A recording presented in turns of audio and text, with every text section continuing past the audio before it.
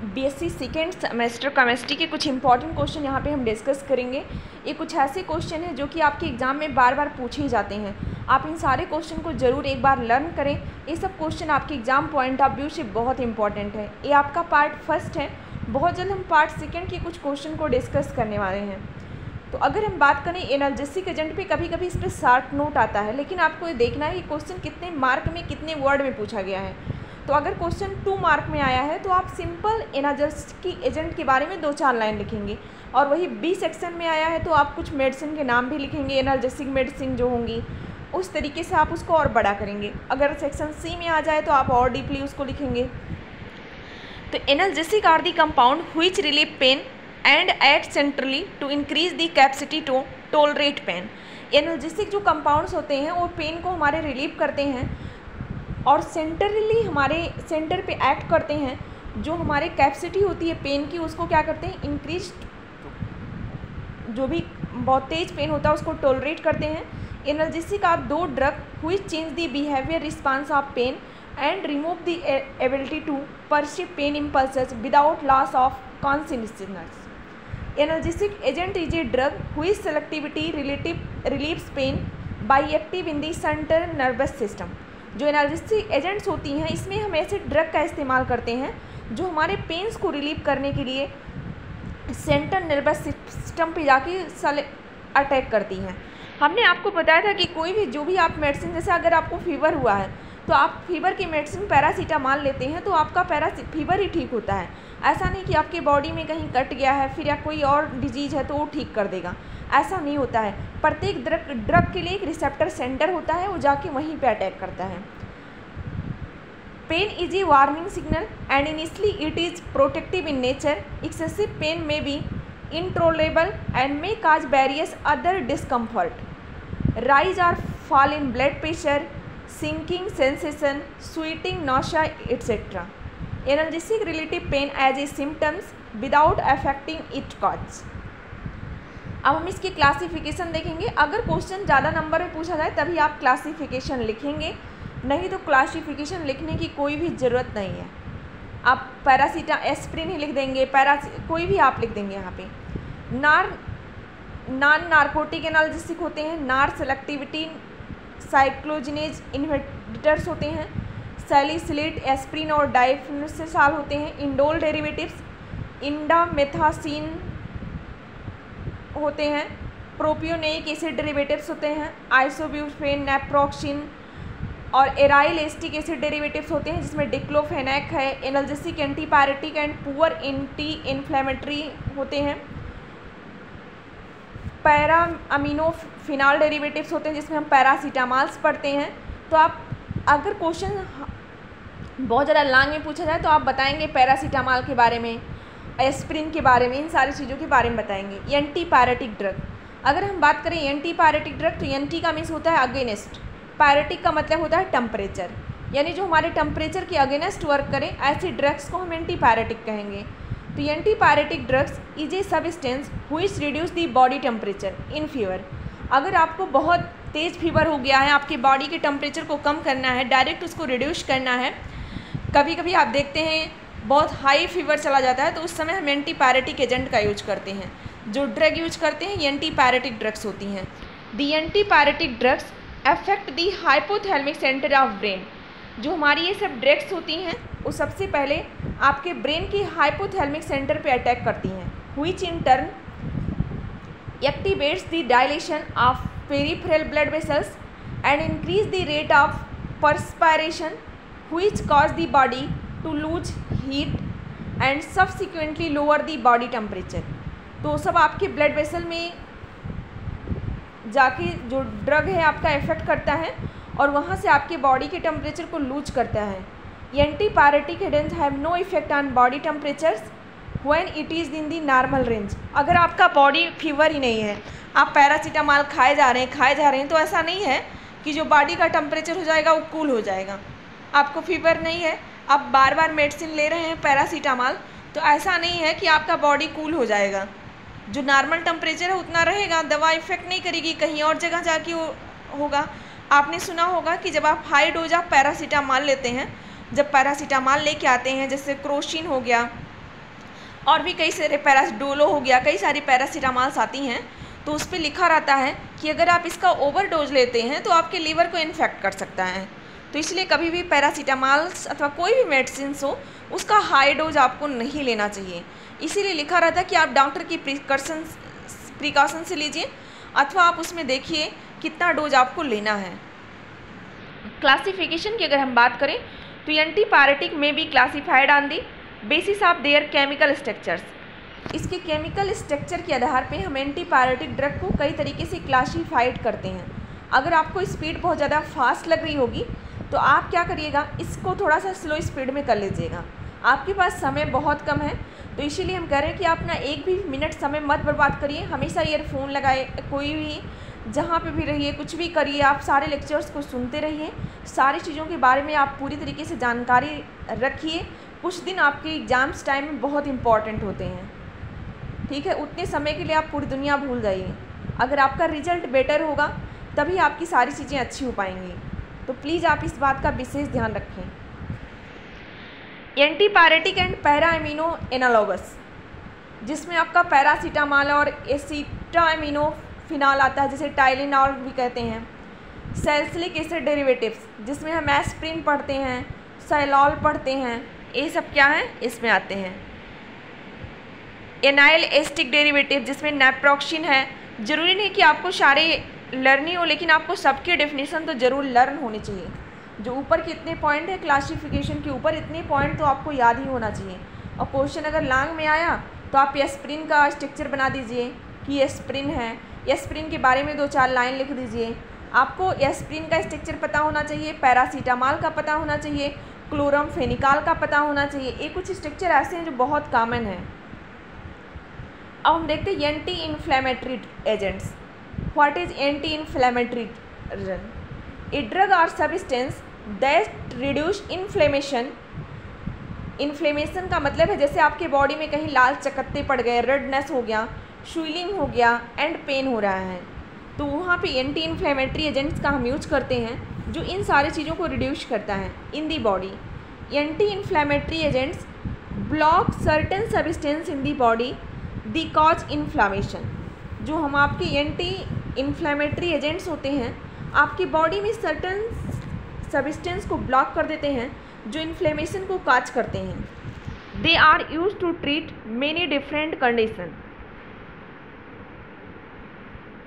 तो different condition में हम इसका यूज करते हैं। Some anti inflammatory agents are being studied in the prevention and treatment of cancer. कुछ आपकी एंटी इन्फ्लामेटरी एजेंट्स होते हैं जिसका हम यूज करते हैं प्रिवेंशन में, कंट्रोल करने में और उपचार करने में कैंसर के। देखिए तो यहाँ पे कैंसर की बहुत सारी मेडिसिन एंटी इन्फ्लामेटरी में आ रहे हैं, कैंसर्स भी। Non steroid anti inflammatory drug are medicine that are use to relieve pain, reduce inflammation and bring down a high temperature. They are often use to relieve symptoms, headache, painful periods, cold and flu, arthritis and other causes of long term pain। तो आपने यहाँ पे देखा कि anti inflammatory जो agents होते हैं इसका यूज हम इन्फ्लेमेशन के लिए करते हैं। जैसे कहीं इन्फ्लेमेशन का आदत से चलिए, अगर आपकी बॉडी में कहीं लाल चकत्ते हो गए, रेडनेस हो गया, तो बहुत आपको देखते हैं इन्फ्लेमेशन होती है, बहुत खुजलाहट होती है, स्वेलिंग हो गया, कहीं पेन हो रहा है, तो बहुत आप अच्छा नहीं फील कर पाते हैं। तो आप हर एक लाइन का मतलब समझिए और उसको लर्न जरूर करिए बैठ के। और आपको कोई भी डाउट्स हो तो आप मुझे कमेंट करेंगे, हम आपको उसके लेक्चर्स को लेने का प्रयास जरूर करेंगे। NSAID prevent the prostaglandin from ever being synthesized, reducing or eliminating the inflammation and resulting pain। कुछ आपकी NSAID ड्रग भी हैं जिसमें इब्यूप्रोफेन है, नेप्ट्रोक्सिन है, डिक्लोफेनेक है, इंडोमेथासिन है और एस्प्रिन है।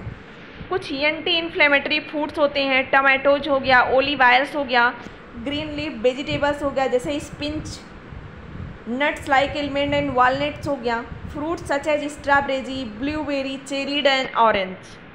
अब हम देखिए एस्प्रिन। एस्प्रिन बहुत इंपॉर्टेंट है, इसकी सिंथेसिस आप ज़रूर लर्न करिएगा। आपके अगर किसी भी एग्ज़ाम में आपकी पूछा जा सकता है। एस्प्रिन का स्ट्रक्चर तो अगर हम बात करें तो एक बार ये पीजीटी में भी इसके क्वेश्चन आए थे लेक्चरर के एग्जामिनेशन में कि एस्प्रिन को आप कैसे सिंथेसाइज करने का प्रोसेस क्या है। तो प्लीज़ आप एस्प्रिन को लर्न कर लीजिएगा। Aspirin is synthesized from salicylic acid from its acetylation with acetic anhydride. तो हमें अगर एस्प्रिन बनाना हो तो हमें क्या चाहिए, एक तो हमें सैलिसिलिक एसिड चाहिए, यहाँ पे देखिए सैलिसिलिक एसिड का फार्मूला लिखा है, और दूसरा हमें क्या चाहिए, एसिटिक एनहाइड्राइड चाहिए। दोनों को हम लेंगे तो हमारा एस्प्रिन बन जाएगा। Aspirin occur as white crystal, it is slightly soluble in water and soluble in alcohol and solution in alcohol, chloroform and ether. It is stable in air but in the presence of moisture. It slowly hydrolyzed into acetic acid and salicylic acid. तो एक कुछ important point है aspirin के बारे में। आप इसकी synthesis यहाँ पे देखेंगे। सबसे पहले आपने क्या लिया, सैलिसिलिक एसिड लिया। अब इसके बाद आपने क्या लिया, देखिए एसिटिक एनहाइड्राइड लिया। अब इसमें कुछ ड्रॉप आप क्या मिला देंगे, H2SO4 कॉन्सनट्रेट वाला मिलाएंगे। अगर आप कभी प्रयोगशाला में गए होंगे तो आपको कॉन्सनट्रेट H2SO4 मिलता है और डाइल्यूट H2SO4 मिलता है।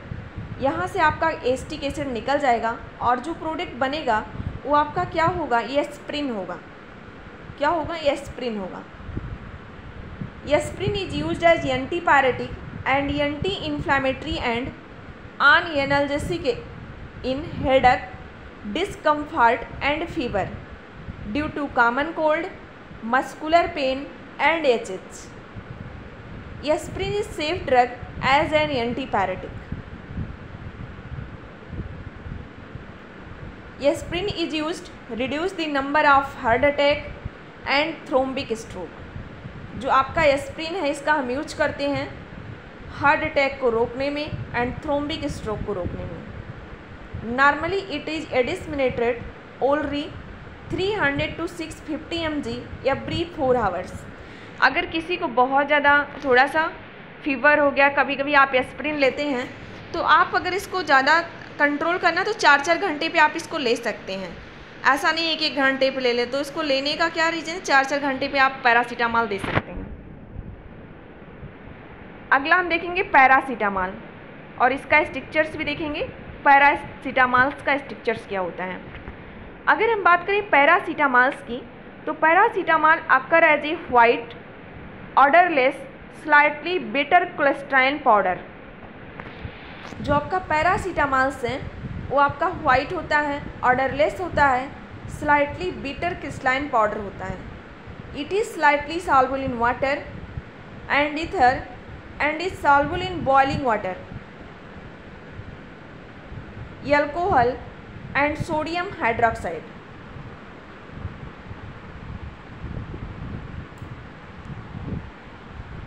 Melting point of paracetamol is 169 to 172 degrees Celsius and pH between 5.3 and 6.5. तो ये आपका पैरासीटामॉल्स की कुछ करैक्टरिस्टिक हैं और कुछ इसकी प्रॉपर्टीज़ हैं और कुछ इसके यूजेज हैं। It is synthesised by acetylation of para aminophenol. इसका हम सिंथेसिस करते हैं किससे स्टार्ट करके, पैरा अमीनोफिनॉल से। सबसे पहले हम क्या लेंगे, पैरा नाइट्रोफिनॉल। एसियन और एससीएल के प्रेजेंस में इसका रिडक्शन कराएंगे तो आपका बनेगा पैरा अमीनोफिनॉल। फिर एसिटिक एनहाइड्राइड लेंगे और उसके साथ ग्लेशियल एसिटिक एसिड डालेंगे तो आपका जो प्रोडक्ट बनेगा वो क्या होगा, पैरासीटामॉल होगा।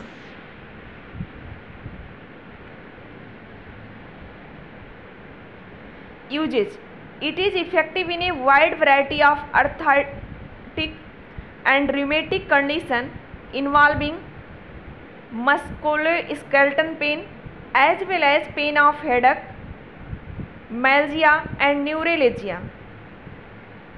Paracetamol is particularly used as an analgesic, antipyretic in patients sensitive to aspirin.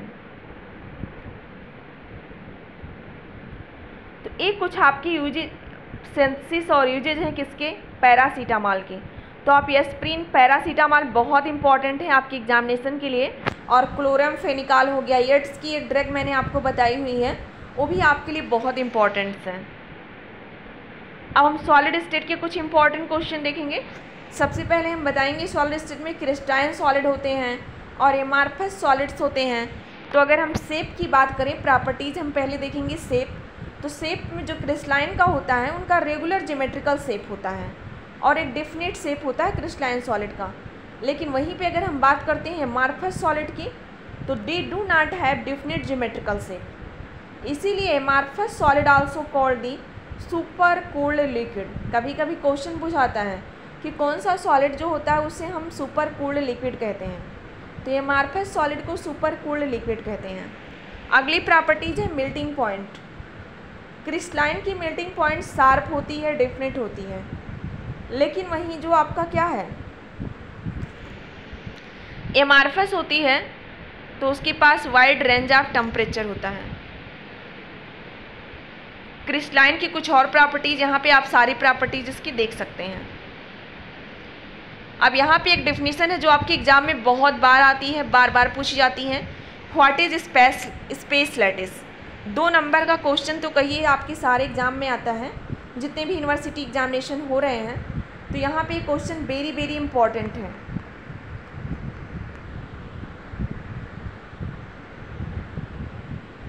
Space lattice, the regular arrangement of an infinite set of points, atoms, ions or molecules in 3-dimensional space is called the crystal lattice or space lattice or simply lattice।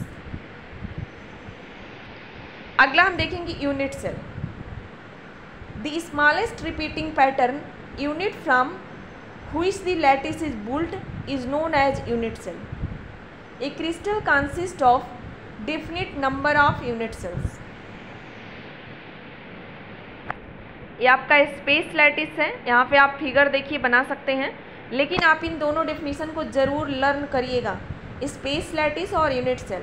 आपको तो दोनों definition याद होनी चाहिए। अब lattice point क्या होते हैं ये भी आप एक बार देख लीजिएगा। जो पॉइंट आपके रिप्रेजेंट कर रहे हैं इस फिगर में, उसमें से कुछ पॉइंट लैटिस पॉइंट भी हैं। अगला जो इम्पॉर्टेंट क्वेश्चन है वो है एक्स-रे डिफ्रैक्शन ऑफ क्रिस्टल्स, कि किसी भी क्रिस्टल का एक्स-रे डिफ्रैक्शन आप कैसे करते हैं। तो इसमें क्या दिया है, the arrangement of particular in crystalline solid is determined indirectly by X-ray diffraction. In 1912 a German physicist Max van Leeuwen shows that a crystal could serve as a 3-dimensional diffraction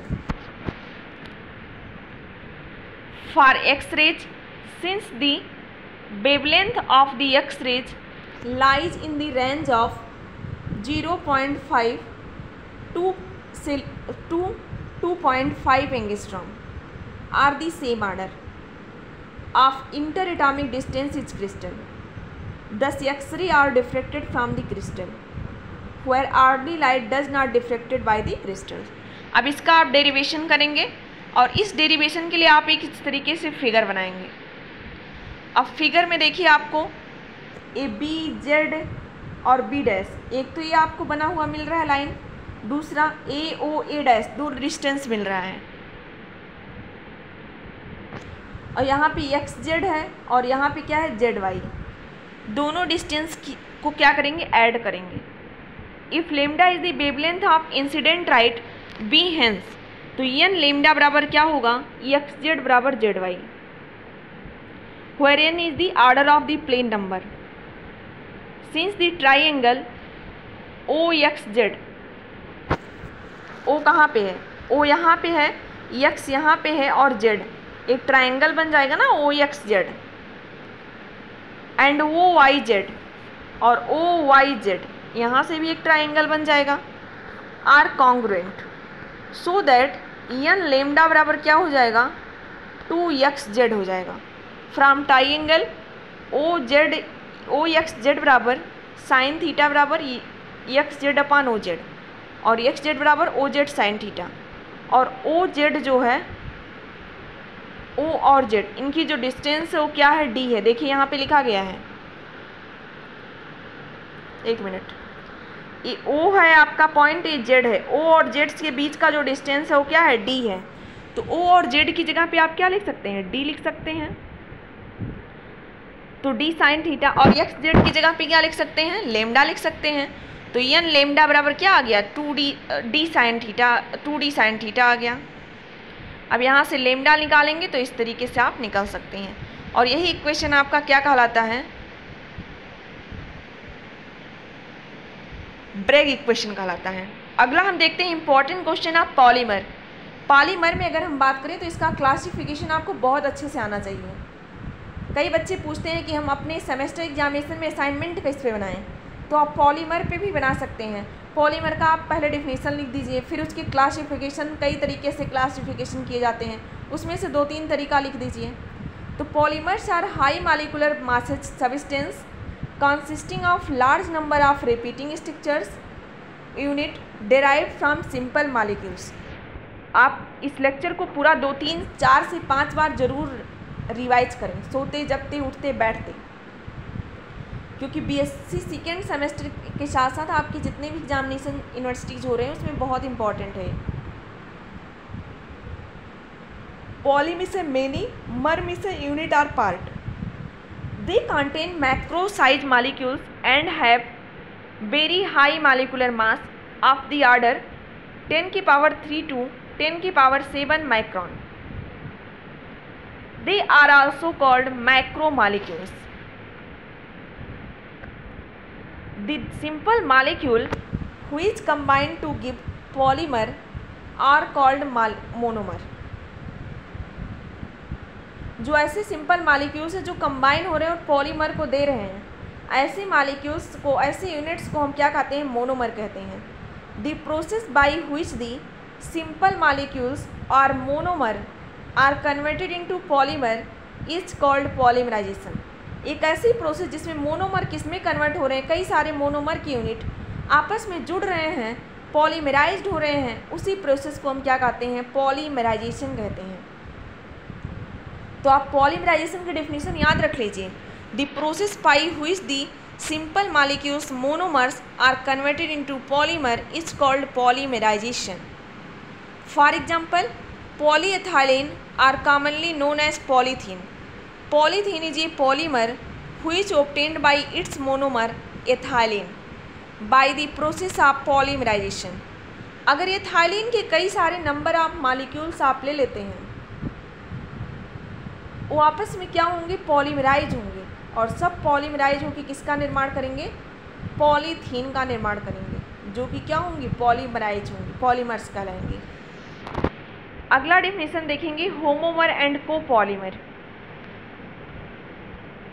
मुश्किल से आपका 30 से 35 मिनट का lecture होगा, आपको 3 से 4 बार इसको जरूर पढ़ना है। होमोपॉलीमर एंड कोपॉलीमर की बात करें, ए polymer form one type of monomer is called homopolymer. अगर कोई पॉलीमर बन रहा है, हम उसमें एक ही मोनोमर ऐड करें, कोई दूसरा ना ऐड करें। जैसे अगर हम एथिलीन यूज कर रहे हैं तो हम सिर्फ एथिलीन को ही यूज करें। अब ऐसा नहीं कि उसमें हम ब्यूटीन भी डाल दें। एक ही टाइप का अगर मोनोमर हो तो ऐसे को हम क्या कहते हैं, होमोपॉलीमर कहते हैं।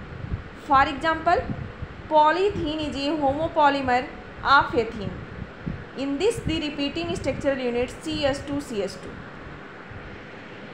यहाँ पे देखिए, एथीन के कई सारे मॉलिक्यूल्स को जब कंबाइन करेंगे तो पॉलीथीन बनेगा।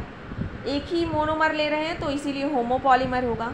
इस तरीके से पॉलीप्रोपिलीन हो गया, PBC जब बनाते हैं, पॉलीविनाइल क्लोराइड, तो वहाँ पे भी आप क्या करते हैं, एक ही मोनोमरिक यूनिट यूज करते हैं। पॉलीआइसोप्रीन जब बनाते हैं, पॉलीएक्रोनाइट्राइल बनाते हैं, पॉलीब्यूटाडाइन बनाते हैं, इन सबको बनाने के लिए आप एक ही मोनोमर से बनाते हैं। उसी मोनोमर को बार बार जोड़ेंगे, कोई दूसरा नहीं ऐड करेंगे। तो ऐसे पॉलीमर को हम क्या कहेंगे, होमोपॉलीमर कहेंगे। मे भी आपको मेरी बातें समझ में आ रही होंगी, तो आप इन सारे पॉइंट को ज़रूर लर्न करिए। अब हम देखेंगे, ए पॉलीमर फ्रॉम्ड फ्रॉम 2 और मोर डिफरेंट मोनोमर्स। एक ऐसा पॉलीमर जो 2 अथवा 2 से अधिक मोनोमर से बने, उसे हम क्या कहते हैं, कोपॉलीमर कहते हैं, अथवा उसे मिक्स्ड पॉलीमर भी कहते हैं।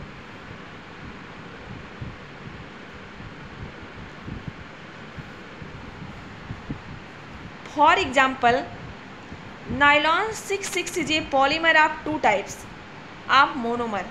जो नायलॉन 66 होता है इसे हम कोपॉलीमर कहते हैं, क्योंकि जब तक हम 2 मोनोमर को ऐड नहीं करेंगे तब तक नायलॉन 66 नहीं बनेगा, और दोनों मोनोमर क्या होते हैं, अलग अलग होते हैं। एक मोनोमर हमारा होता है हेक्सामेथाइलिन डाइएमीन। आपको नायलॉन 66 बनाने ज़रूर आना चाहिए। 2-3 बार आप इसको बनाइए और प्रैक्टिस करिए। नायलॉन 66 बहुत इम्पॉर्टेंट है।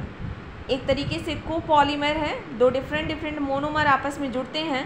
एक तो हेक्सामेथाइलिन डाइएमीन होता है और दूसरा एडाइपिक एसिड होता है। जब इन दोनों को आप आपस में कंबाइन करते हैं तो आपका जो पॉलीमर बनता है उसका नाम होता है नायलॉन 66, वही आपका कोपॉलीमर होता है। इसके अलावा ब्यूनाएस बनाने के लिए हम क्या करते हैं, 2 अलग अलग पॉलीमर लेते हैं। पॉलिएस्टर बनाने के लिए, बेकेलाइड बनाने के लिए, फार्मल्डिहाइड बनाने के लिए, मिलामाइन बनाने के लिए हम अलग अलग पॉलीमर्स का, मोनोमर्स का यूज करते हैं। तो नायलॉन 66 तो आपको एकदम रटा होना चाहिए। अगली देखिए, कभी कभी 2 नंबर का क्वेश्चन पूछा जाता है, what is एलोगोमर्स।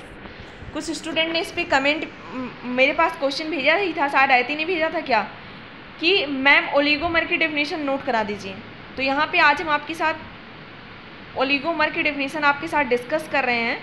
A compound which is intermediate between A monomer and A polymer. एक ऐसा कंपाउंड जो इंटरमीडिएट के जैसे वर्क करे मोनोमर और पॉलीमर के बीच में, normally having less than 100 monomeric unit is known as oligomer. Oligomers are low molecular weight polymers comprising a small number of repeating units. Whole physical properties are significantly depend on the length of the chain. तो इतनी definition, इतना 2 ही number का एक question बनेगा। Oligomers क्या होते हैं, what is oligomers, लेकिन आपको बहुत ज़रूरी है लर्न करना। Difference between addition polymer and condensation polymer.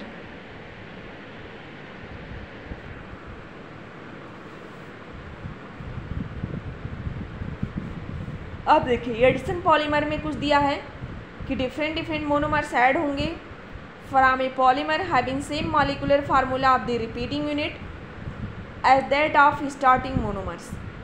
यानी कोई भी बाई प्रोडक्ट नहीं निकलता है एडिशन पॉलीमर्स में। लेकिन कंडेंसेशन में क्या होता है, large number of monomers combine with the loss of simple molecules. Condensation जब होगा तो कुछ मॉलिक्यूल्स निकलेंगे, जैसे अमोनिया निकल गया, वाटर निकल गया, HCl निकल गया, ROS निकल गया, तभी पॉलीमर बनेगा। To form a polymer having molecular formula of the repeating structural unit then the starting monomers. ऐसा मुझे पूरा विश्वास है कि आप लोग अब अपना समय वेस्ट नहीं करेंगे, अपने एग्जाम्स पे बहुत अच्छे से फोकस करेंगे। तो प्लीज़ आप इन सारे पॉइंट्स को ज़रूर देखिए, ज़रूर लर्न करिए। जिस समय आप कोई सॉन्ग बैठ के 2-2 4-4 घंटे सुन लेते हैं, आप एक मूवी कई घंटों तक देख सकते हैं, तो क्या आप अपनी पढ़ाई के लिए भी नहीं कर सकते हैं? इतना तो ज़रूर कीजिए। दूसरा है, nothing is lost during polymerisation. Next क्या है, small molecules like H2O, NH3, HCl, ROH are lost. इस तरीके से कुछ एग्जाम्पल्स यहाँ पे दिए गए हैं, एडिशन के भी दिए गए हैं और कंडेंसेशन के भी दिए गए हैं। लास्ट क्वेश्चन है ये, जो कि बहुत इम्पॉर्टेंट है। अब ज़्यादा क्वेश्चन नहीं बचे हैं, आप लोग बोर भी हो रहे होंगे, लेकिन आपको क्वेश्चन तो यहाँ कराने ही पड़ेंगे। Classification of polymer. Classification of polymer, अगर क्वेश्चन बहुत लॉन्ग ना पूछा जाए तो आप कोई एक क्लासिफिकेशन लिखिएगा, चारों मत लिखिएगा। आप पहले देख लीजिएगा कितने नंबर का क्वेश्चन है, लेकिन चारों तरीका पहले लिख लीजिएगा, लेकिन हेडिंग कोई एक का डिस्क्राइब करिएगा। Polymers are classified in a number of ways as described as below. Classification based on source of availability. दूसरा है क्लासिफिकेशन बेस्ड अपॉन स्ट्रक्चर। तीसरा क्या है? Classification based upon molecular forces. चौथा क्या है? Classification based upon mode of synthesis. तो यहाँ पे देखिएगा, सबसे पहला तरीका हम डिफाइन करेंगे classification of polymer on the basis of source of ability. अगर हम सोर्स ऑफ एबिलिटी के आधार पे बात करें तो हमारा पॉलीमर तो नेचुरल हो सकता है, सिंथेटिक हो सकता है और सेमी सिंथेटिक हो सकता है। नेचुरल पॉलीमर्स क्या होगा? ऑब्टेन्ड फ्रॉम नेचर, प्लांट से हमें मिलेगा, एनिमल्स से मिलेगा, उसे हम नेचुरल पॉलीमर्स कहेंगे। जैसे आपका स्टार्च हो गया, सेलुलोज हो गया, नेचुरल रबर हो गया, प्रोटीन्स हो गया, न्यूक्लिक एसिड हो गया, ये सब के सब नेचुरल पॉलीमर्स में आते हैं। अगर हम बात करें सिंथेटिक पॉलीमर्स की तो इसे हमें लैबोरेटरी में प्रिपेयर करना पड़ता है। These are prepared in the laboratory are called synthetic polymers. These are also called man made polymers. इसी सिंथेटिक पॉलीमर्स को हम मैन मेड पॉलीमर्स भी कहते हैं। इसकी एग्जांपल्स क्या हैं? पॉलीथीन, पीवीसी है, नायलॉन है, टेफ्लॉन है, बेकेलाइट है, टेरिलीन है, जिसे डेक्रॉन भी कहते हैं, सिंथेटिक रबर है। ये सब सिंथेटिक पॉलीमर्स की एग्जांपल्स हैं। कुछ और एग्जांपल देखेंगे जिसे आप सेमी सिंथेटिक कहेंगे। These polymers are mostly derived from naturally occurring polymers by chemical modification. इस पॉलीमर्स को हम बनाते हैं नेचुरली अक्रिंग पॉलीमर से by chemical modification. For example, cellulose is a naturally occurring polymers, और जब हम इस सेलुलोज का एस्टाइलेशन कर देंगे विथ एस्टिक एनहाइड्राइड से in the presence of sulphuric acid, किसकी प्रेजेंस में? सल्फ्यूरिक एसिड में, फॉर्म सेलुलोज डाइएसिटेट पॉलीमर्स। तो हमें क्या मिलेगा? सेलुलोज डाइएस्टेट पॉलीमर्स मिलेगा। It is used in making threads and materials like film glasses etcetera. अगला हम देखेंगे classification of polymer on the basis of structures. Structure के बेसिस पे बात करें तो हमारे चैन लीनियर पॉलीमर भी होंगे, ब्रांच चैन पॉलीमर भी होंगे, क्रॉस लिंक्ड और नेटवर्क पॉलीमर भी होंगे। ये तीनों आपके पॉलीमर्स होते हैं। लीनियर में बात करें तो यहाँ पे एग्जांपल्स दिया गया है हाई डेंसिटी पॉलीथीन, यानी the monomeric are unit are link together to form long and linear chain. These polymer are well packed and therefore have high density and high tensile strength and high melting point। तो ये सब linear polymers के examples हैं। High density polythene, PVC. Branch and polymers में क्या होगा? These are the polymers in which the monomers are joined to form long chains with side chain are branched of different length. The branch and polymers are irregularly packed and therefore they have low tensile strength and melting point than linear polymers। इसका example क्या होगा? Low density polythene हो गया, glycogen हो गया और starch हो गया। अगला देखेंगे क्रॉस लिंक्ड पॉलीमर और नेटवर्क पॉलीमर भी जिसे कहते हैं। They are polymer in which units are cross linked together to form 3 dimensional network. These are also called the 3 dimension network polymer. तो क्रॉस लिंक को 3 डायमेंशन पॉलीमर भी कहते हैं, 3 डायमेंशन नेटवर्क पॉलीमर भी कहते हैं। These polymers are high rigid and brittle because of network structures. Example इसका क्या है? Bakelite, melamine, formaldehyde resin. अगला क्लासिफिकेशन का हम तरीका देखेंगे classification of polymers on the basis of molecular forces. अगर क्वेश्चन कम शब्दों में रहे तो आप सिर्फ सारे क्लासिफिकेशन लिखिए और उसके नाम लिख दीजिए कि बेसिस ऑफ पॉलीमर के आधार पे करेंगे तो इलास्टोमर, फाइबर, थर्मोसेटिंग, थर्मोप्लास्टिक, इस तरीके से कर दीजिए।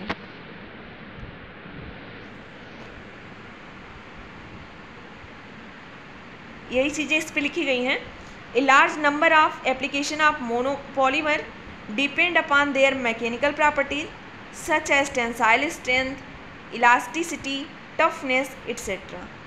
These mechanical properties depend upon intermolecular forces like van der Waals forces, hydrogen bonding, and dipole-dipole interaction. Longer the length of the polymer chain, stronger is the effect of intermolecular forces. Depend upon the intermolecular forces, the polymer have been classified into 4 types. पहला type क्या है? Elastomer. दूसरा क्या है? Fibres. तीसरा क्या है? Plastic. और चौथा क्या है? Thermosetting polymers. अब यहाँ पे देखिए डिफिनीशन दिया गया है। इलास्टोमर किसे कहते हैं? जहाँ पे intermolecular force of attraction between the polymer chain are the weakest, क्या हो? वीकेस्ट हो, and have elastic character like rubber, जैसे फैलाएं तो फैल जाए, छोड़ दें तो वो पुनः अपने वापस अवस्था में आ जाए। Because of the presence of week forces the polymer can be easily stretch and apply small stress and return their original state when the stress is removed. Natural rubber इसका बेटर एग्जाम्पल्स है। और अगर natural rubber में आप 3 से 5% sulphur मिला देते हैं तो उस प्रोसेस को आप क्या कहते हैं? वल्केनाइजेशन कहते हैं। कभी कभी शॉर्ट नोट पूछा जाता है 2 नंबर में क्वेश्चन, व्हाट इज वल्केनाइजेशन, तो आप इसमें ज़रूर लिखिएगा when natural rubber is heated with 3 to 5% of sulphur it become non sticky and more elastic, this process is called vulcanisation, the product formed is called vulcanised rubber. कुछ इसकी properties दिए हैं और भी नेचुरल रबर के examples हैं। ब्यूनायन हो गया, सॉरी एक जगह ब्यूनायन कर लो, ब्यूनायन, ब्यूनायस, नियोप्रीन, ये सब इसके एग्जाम्पल्स हैं। अगला हम देखेंगे फाइबर्स। फाइबर्स की अगर हम बात करें तो these are the polymers which have strong intermolecular forces between the chains. These forces are either hydrogen bond or dipole-dipole interaction due to strong forces.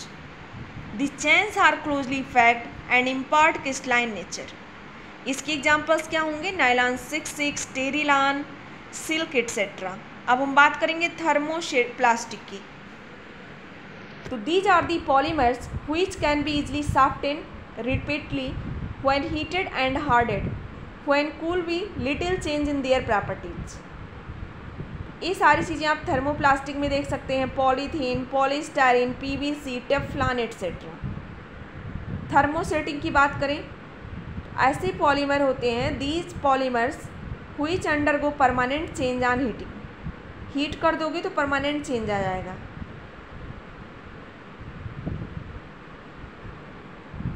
तो इस तरीके से आप सारी चीज़ों को देख सकते हैं। इसके एग्जाम्पल्स क्या हैं? Bakelite, melamine, formaldehyde resin. जितने क्वेश्चन बताए गए हैं उतने क्वेश्चन तो आप ज़रूर से ज़रूर लर्न करके रखिएगा। अगला है classification of polymers on the basis of mode of synthesis.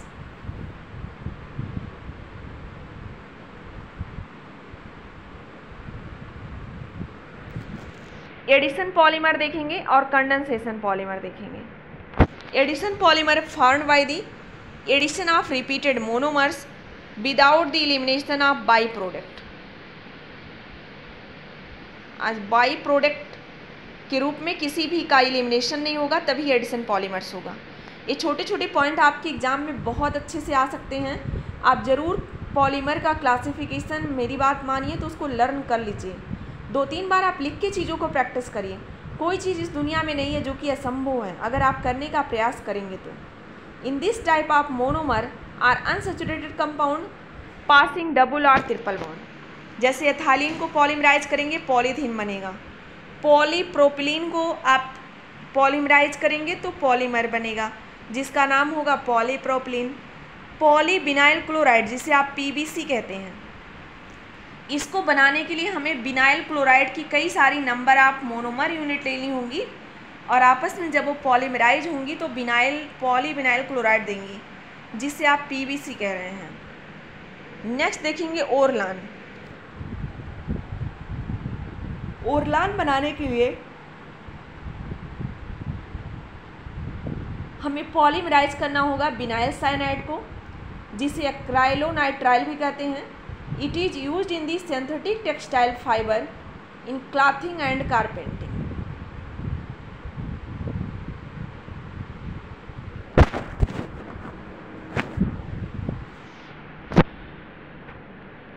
अब हम देखेंगे ओरलान के बारे में। ओरलान को बनाने के लिए हमें विनाइल साइनाइड लेना होता है। It is obtained by polymerising vinyl cyanide. It is used in the synthetic textile fibre in clothing and carpentry. Vinyl chloride यानी एक्रोनाइट्राइल, जिससे बनेगा पॉलीएक्रोनाइट्राइल ओरलान। नेक्स्ट देखेंगे कंडेंसेशन पॉलीमर्स।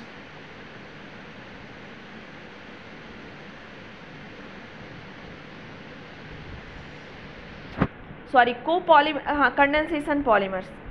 कंडेंसेशन पॉलीमर्स की अगर हम बात करें तो ए polymer found by the condensation of 2 or more than 2 monomers with the elimination of simple molecules like water, ammonia, alcohol are called the condensation polymers। यानी जो polymer होगा उसके साथ 2 अथवा 2 से अधिक यूनिट्स मोनोमर होंगे और उसमें क्या होगा, किसी ना किसी मॉलिक्यूल्स का लॉस भी होगा।